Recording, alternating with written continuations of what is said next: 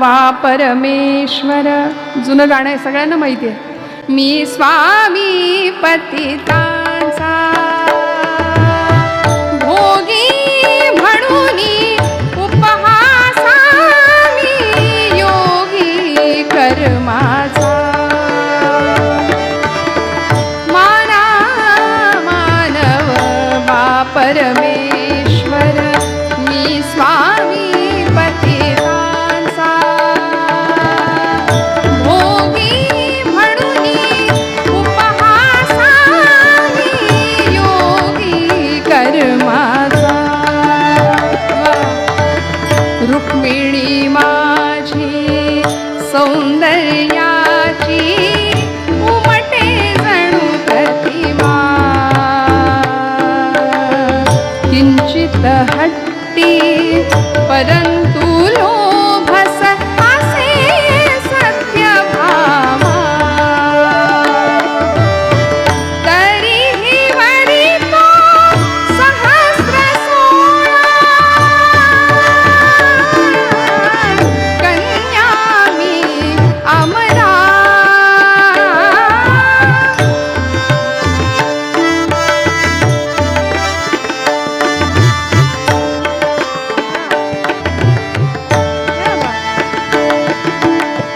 भोगी म्हणून उपहासा मी योगी कर्माचा. मी कर्मयोगी आहे म्हणाले, मला तुम्ही भोगी म्हणा. भगवंतांना एका साच्यात बसवून ठेवलं सगळ्यांनी. भगवंतांची रासक्रीडा चर्चेत आणली, राधेचं भगवंतांचं नातं चर्चेत आणलं आणि त्याला वेगळा रंग दिला ना. खरं तर राधा ही अखंड प्रेमाची वाहणारी धारा आहे भगवंतांच्या दिशेने. अखंड प्रेमाची धारा म्हणजे राधा आहे. काय सुंदर असावा गोपीभाव. भगवंतांशी माधुर्य भावानी उपासना गोकुळातल्या गोपींनी केली. वात्सल्य भावाची उपासना यशोदेनी वेड्यासारखी लता वृक्ष वेलींना कवटाळायची. माझा कृष्ण माझा कृष्ण माझा कृष्ण. पाण्याच्या डोळ्यातनं इतकं पाणी वाहिलं, नद्या वाहाव्यात पाण्याच्या, इतकं भगवंतावर प्रेम या मंडळींनी केलं. शांत भाव, सख्य भाव, वात्सल्य भाव, दास्य भावाची भक्ती उपासना कोणी केली हो? मारुतीरायांचं उदाहरण सगळ्यात मोठं आहे, आपल्या सगळ्यांच्या परिचयाचं आहे. असा भाव मारुतीरायांचा होता भगवंतांच्या प्रती की मारुती हे नाव रामायणातनं काढून टाका, काय उरतं? काहीच नाही राहत शिल्लक. त्यामुळे रामबाण होता तो रामांचा. भगवंतावर निस्सीम प्रेम होतं मारुतीरायांचं. आपल्या सगळ्यांना माहिती आहे, प्रभूंचं सुद्धा मारुतीवर तेवढंच प्रेम होतं, तेवढंच प्रेम होतं. दास्य भावाची उपासना आहे. आणि मग सगळ्यात शेवटचा भाव माधुर्य भाव, जो आता आपण सांगितला, जो मीराबाईंचा होता. ऐसी लागी लगन मीरा हो गई मगन, ऐसी लागी लगन मीरा हो गई मगन. वो तो गली गली हरि गुण गाने लगी, ऐसी लागी लगन मीरा हो गई मगन. ऐसी लागी लगन मीरा हो गई, वो तो गली गली हरि गुण गाने लगे. ऐसी लागी लगन मीरा हो गई मगन. पली बन के जोगन चली महलों में, पली बन के जोगन चली मीरा रानी दीवानी कहाने लगी. ऐसी लागी लगन मीरा हो गई मगन, वो तो गली गली हरि गुण गाने लगी. ऐसी लागी लगन मीरा हो गई मगन. म्हणून त्या गोपींची सुद्धा अवस्था तशीच व्हायची ना. ज्यावेळी अक्रूर भगवंतांना न्यायला आले होते गोकुळामध्ये, भगवंतांना गोकुळातनं न्यायला आले होते अक्रूर, त्यावेळी काय झाली होती अवस्था? सगळ्या गवळणी नंदबाबांच्या वाड्यासमोर गवळणी म्हणती यशोदेला, कुठे निघालाय? कोठे गे सावळा, कारथ शृंगारीला सांगे गे मजला. अक्रूर उभासे अंगणी, कोठे गे सावळा. कुठं निघालाय कृष्ण आमचा? आणि एवढा सगळा रथ इथं शृंगारून का ठेवलाय सगळ्या गोपी विचारतायत. या नंदाच्या अंगणी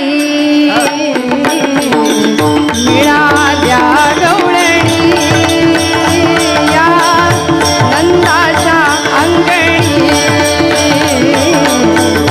मिळाल्या गवळणी, या नंदाच्या अंगणी मिळाल्या गवळणी, या नंदाच्या अंगणी मिळाल्या गवळणी.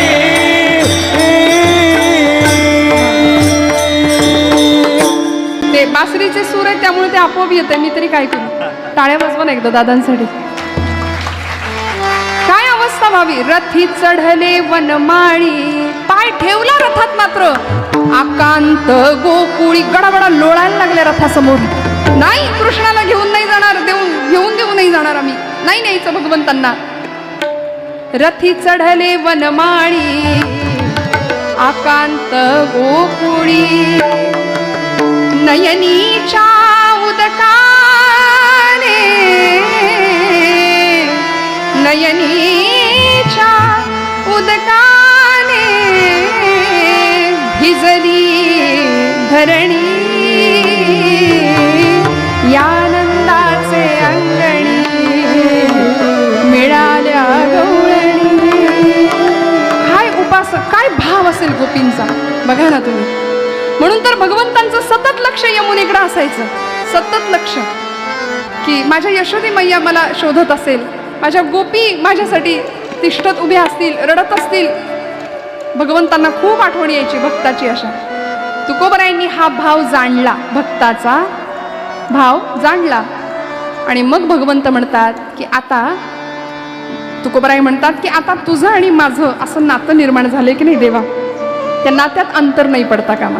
आपण कधी नातं जोडलंय का हो देवाशी. आता तुम्हाला प्रश्न विचारतो, ऐकताय ना सगळे. आपण कधी देवाशी नातं जोडलंय का. परवा एक आजी वारीत भेटल्या मला, अशा वयस्कर होत्या. घरात कोणी देव पूजतच नाही ना, त्या नसतील तर मग त्या डब्यात घेऊन आल्या होत्या आणि रोज ती पूजा करायच्या. माझं फार बारीक लक्ष होतं त्यांच्याकडे आणि मी बघायचे तर त्या, एक आपला बाळकृष्ण असतो की नाही देवाऱ्यात, प्रत्येकाच्या देवाऱ्यात असतो लड्डू गोपाल, त्याला घेऊन आल्या होत्या एकट्यालाच. आणि त्यांचा तो भाव इतका सुंदर होता. मी त्यांना विचारलं का हो, देवाऱ्यात बाकीचे सगळे देव आहेत त्यांना नाही आणलं. नाही म्हणे, हा सगळ्यात लहान आहे. विठ्ठल विठ्ठल, किती सुंदर भाव आहे हा. वात्सल्य भाव आहे हा, यशोदा मातेचा भाव आहे, वात्सल्य भाव आहे. म्हणून तर भगवंत म्हणायचे उद्धवांना, उद्धवा माझ्या यशोदा आईसारखी आई जगात नाही सापडणार कुणाला नाही. इतकं प्रेम करावं, इतकं भाव सुंदर, माधुर्य भावाची उपासना करावी अनेक संतांनी. आणि हाच भाव भगवंताला इतका प्रिय झाला की त्या भावापोटी पोहे सुदाम देवाचे फके मारी कोरडच खाल्लं. शबरीची उष्टी बोरं ऐका महिमा आवडीची, बोरे खाय भिल्ली तिची. उष्टी बोरं खाल्ली, पण शबरीकडे लक्ष्मण ज्यावेळी साशंक्य नजरेने पाहत होते ना, त्यावेळी शबरी माता सांगते, का सौमित्रा शंकित दृष्टी, अभिमंत्रित ही नव्हे तर उष्टी. ही अभिमंत्रित केली आहेत मी रामाच्या नावानी, या वदनी तर नित्य नांदतो वेदांचा मधुरिमा. आता रामराय ही उष्टी बोरं खातील, तू मनात शंका आणू नको, कारण ही नामानी पवित्र झालेली बोरं आहेत. इतकं प्रेम, इतका सुंदर भाव व्यक्त करावा.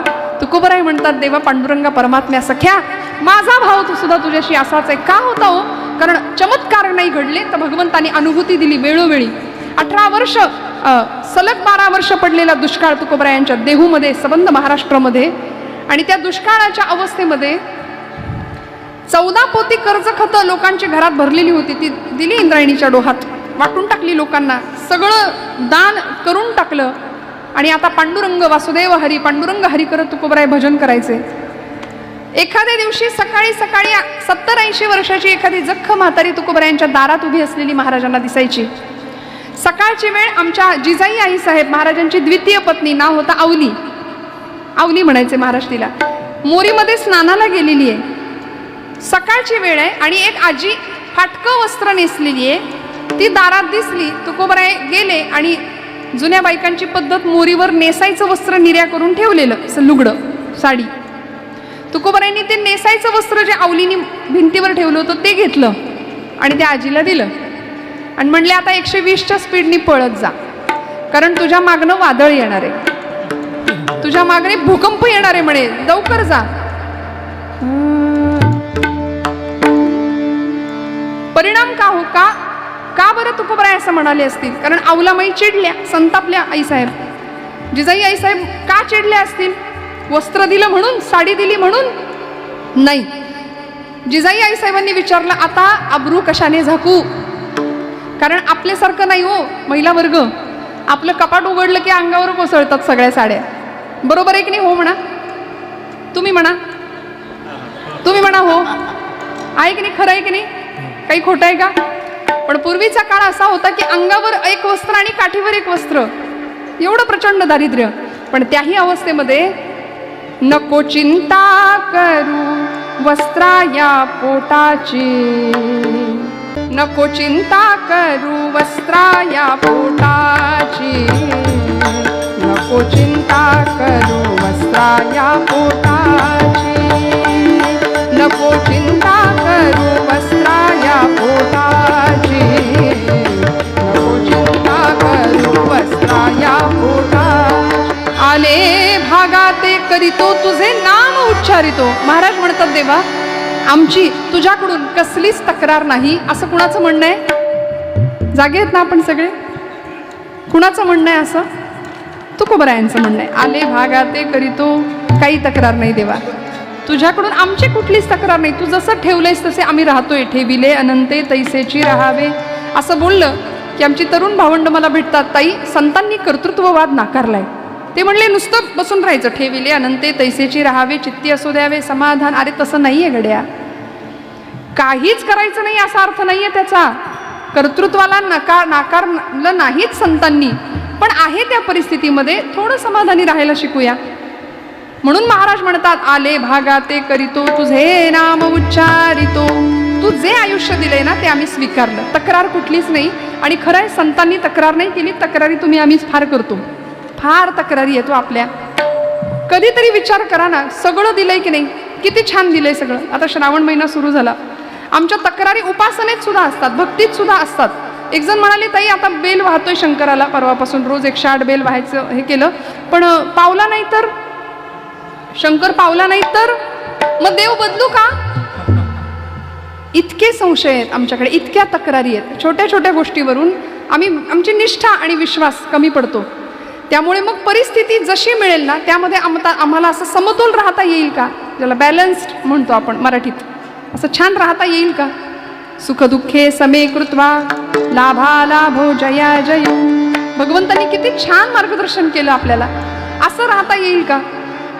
ज्याला सतत तक्रारींची सवय आहे ना त्यांनी कधीतरी सकाळी उठावं, मस्तपैकी लवकर उठावं. आपण उठतो, आपल्यापैकी उठत असतील मंडळी, पण बरेच मंडळी सूर्यवंशी आहेत आता, ते उठतच नाहीत. त्यांना ब्रह्ममुहूर्त वगैरे हे काही माहिती नसतं आत्ताच्या आमच्या नवीन पिढीला, अजून पुढच्या बरं का.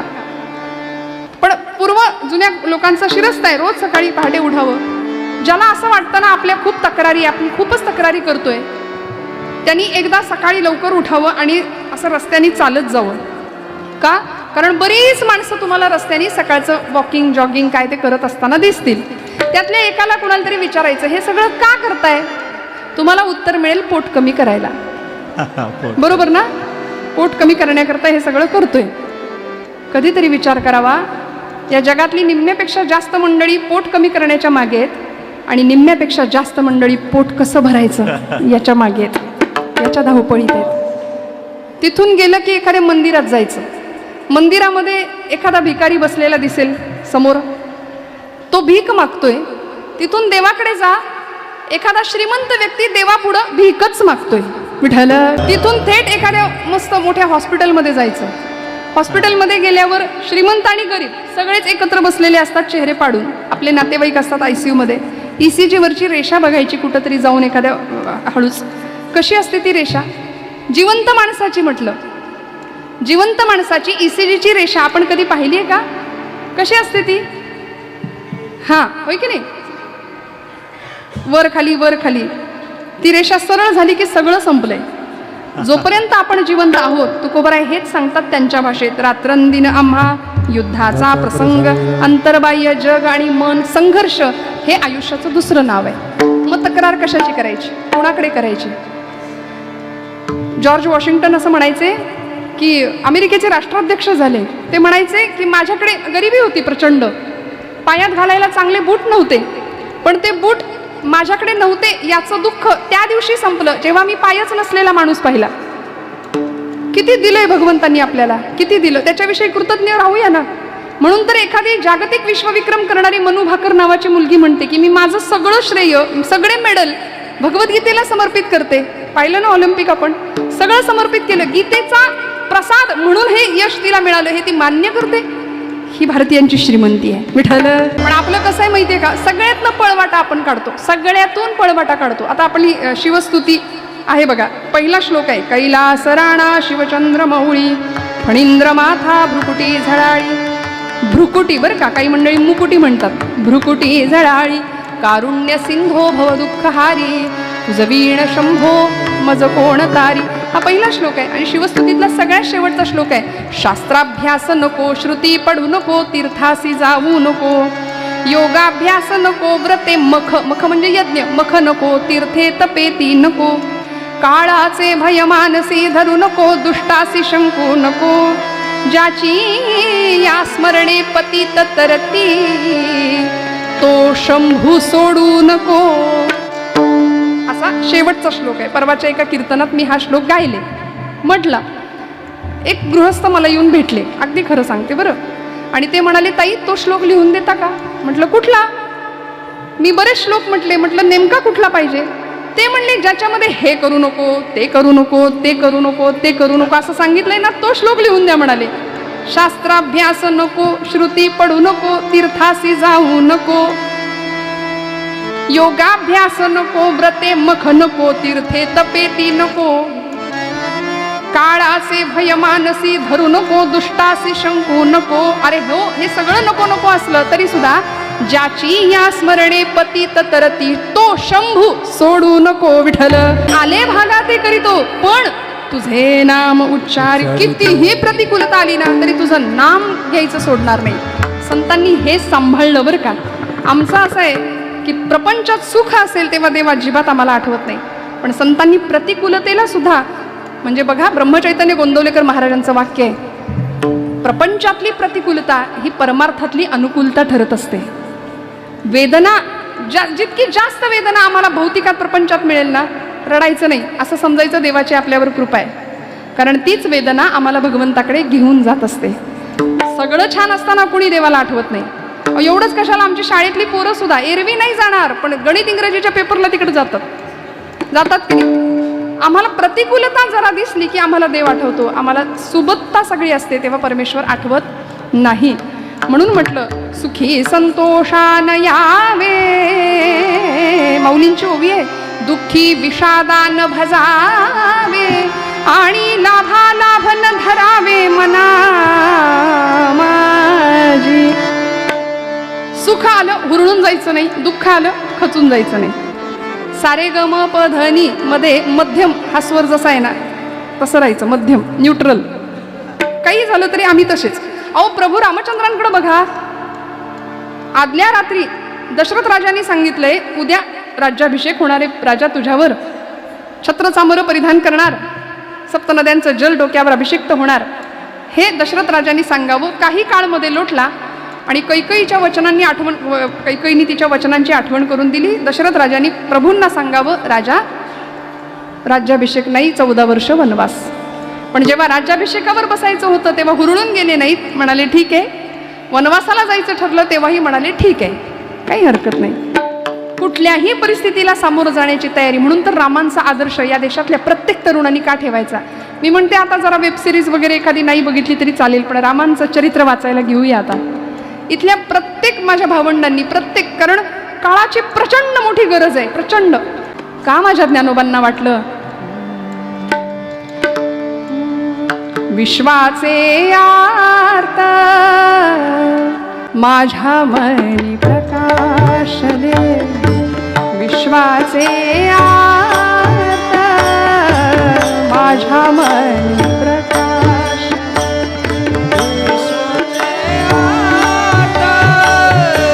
माझ्या मनी प्रकाश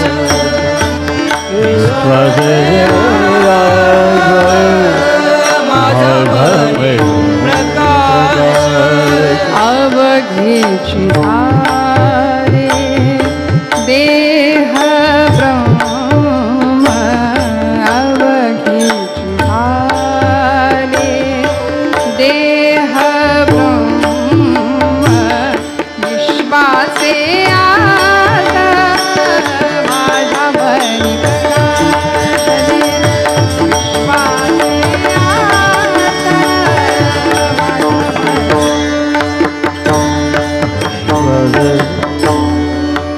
का माऊलींना वाटलं विश्वाचे आर्त माझ्या मनी सगळ्या जगाचं दुःख स्वतःच्या हृदयात सामावलं म्हणून म्हटलं आपण नतदृष्ट आहोत. आपण फक्त आपल्यापुरतं पहिला पै गाठी मारून पैसा सगळा सेव्हिंगला उष्ट्या हाताने जुनी माणसं म्हणायची कावळा सुद्धा कधी हाकलत नाही.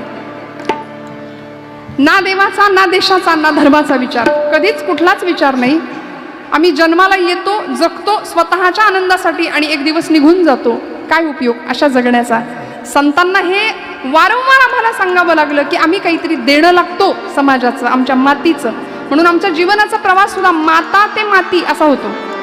मातेपासून सुरू होतो नाळ जोडलेली असते आईशी ते मातीत जाऊन मिसळतो आम्ही. एका वेलांटीचा फरक आहे म्हणजे आमचं आयुष्य आहे.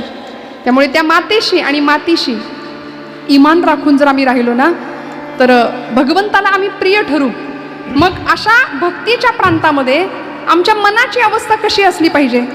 तुकोबराय सांगतात अभंगाचं 3रं दृढ अर्धांगी रुक्मिणी विंझणा अर्धांगी रुक्मिणी विंझणा वारीती गोप बाळागे तुळशी माळ गळागे कस्तुरी चाटिळागे भक्त कृपेची माय गे ओळखिली विठाई गे एका जनार्दनी विटे एका जनार्दनी विटे जोडी अने पाय गे तुळशी माळ गळा गे कस्तुरी चाटिळा तुळशी माळ गळा गे हे तुळसी माळ गळागे कस्तुरीचा टिळागे तुळसी माळ गळागे कस्तुरीचा टिळागे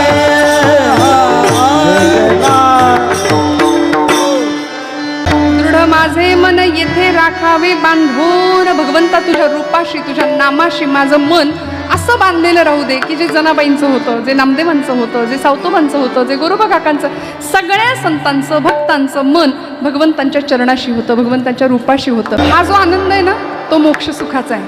हा आनंद आहे ना तो आम्हाला देहभान विसरायला लावतो. तो आम्हाला आमचं आत्मभान देतो.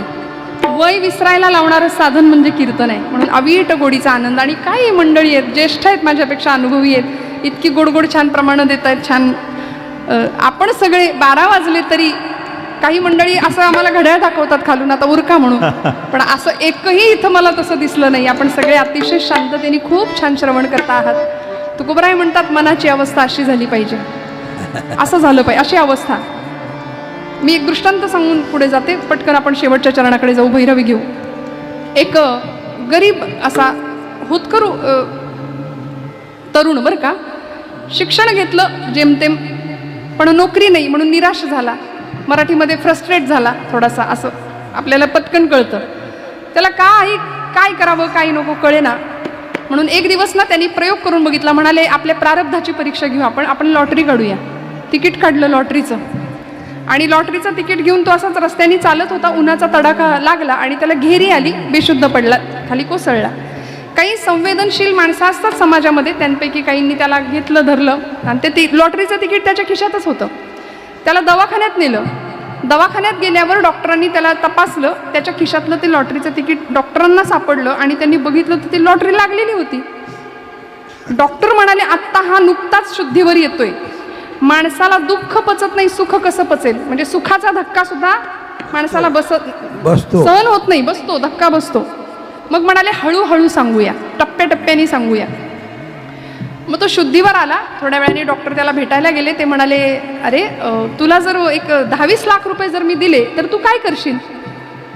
त्याला इतका आनंद झाला. तो म्हणला, डॉक्टर साहेब असं काही होणार नाही, पण समजा तुम्ही म्हणताय मला एक 10-20 लाख रुपये जर मिळाले तर. म्हणाले, माझं ITI झालंय, माझं शिक्षण जेमतेम झालंय, मी गॅरेज टाकीन म्हटला.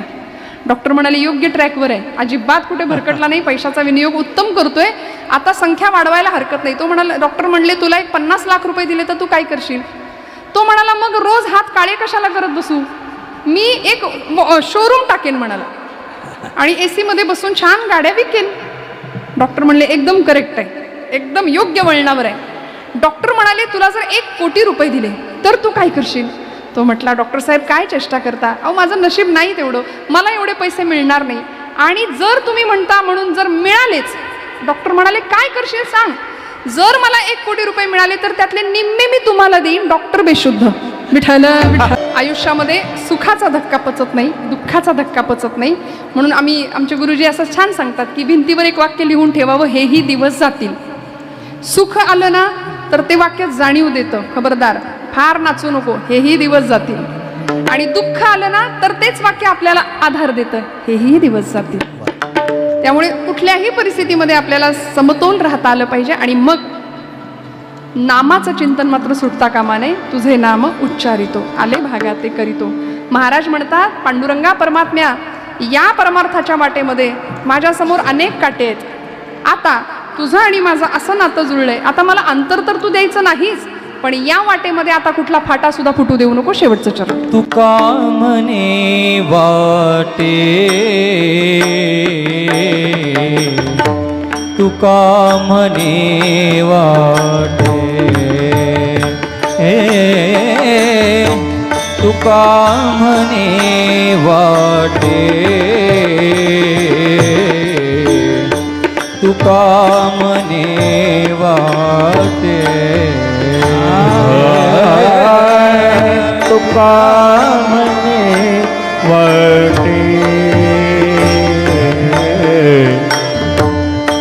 तुका म्हणे वाटे, तुका म्हणे वाटे, तुका म्हणे वाटे. नका फुटो देवो फाटे, नका फुटो देवो फाटे फाटे, आले भागा करीतो, आले भागा ते करीतो, आले भागा ते करीतो, आले भागा ते करीतो. नका फुटो देवो फाटे, नका फुटो देवो फाटे, आले भागात करीतो, आले भागात करीतो, आले भागात करीतो, आले भागात करीतो. तुझे नाम उच्चारितो,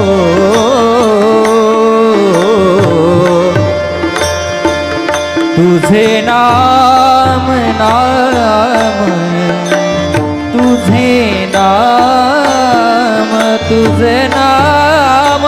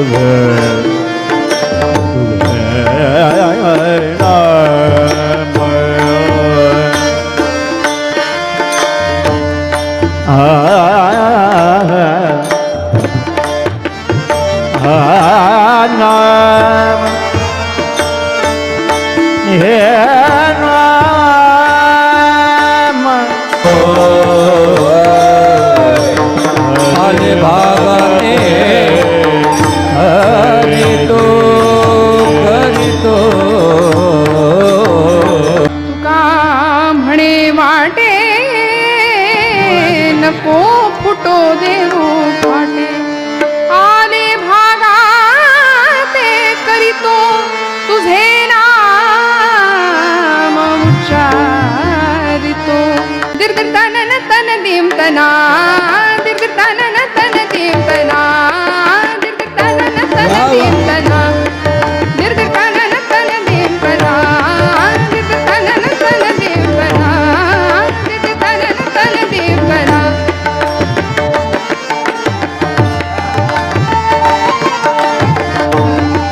दीर्घ तन तन देम तना देम तो तान दे रे ना देम तो ना दीर्घ तानी तान तन तानी दीर्घ तन तन देम तना दीर्घ तन तन देम तना दीर्घ तन तन देम दादांनी वाडिया बाबांचं आवडीचं एक पद होतं. अमृतरायांचं खरं तर ते पद आहे, कवी अमृतरायांचं. संत पदाची जोड दे रे हरी,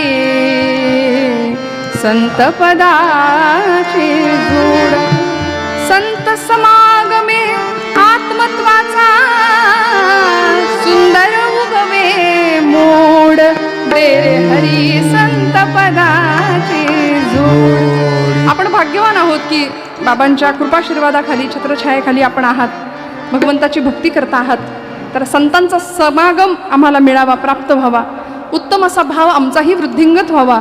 आणि तुका म्हणे वाटे नको फुटो देऊ फाटे, या आता भक्तीच्या प्रवासामध्ये अन्य कुठल्याही गोष्टीचा फाटा किंवा विकल्प किंवा व्यत्यय यायला नको. आणि भगवंत आमची कशा पद्धतीने काळजी घेतो, आमची नीतिमत्ता शुद्ध असेल, आमचं अंतःकरण शुद्ध असेल, तर मी हात जोडून सांगते, माझ्यावर विश्वास ठेवा, भगवंत काटासुद्धा टोचून न देण्याची जबाबदारी घेतो, खूप सांभाळतो. त्याचं ब्रीद आहे योगक्षेमम वहाम्यहम, तो आपल्याला सांभाळतो. फक्त त्याच्याकरता आपल्या अंतःकरणामध्ये त्याला जे लागतं तो भाव आम्हाला त्याला देता आला पाहिजे. आता माझ्या भावा अंतराय नको देवा. आपल्या कीर्तनाची वेळ संपलेली आहे, झालेली सेवा भगवंत चरणावर मी समर्पित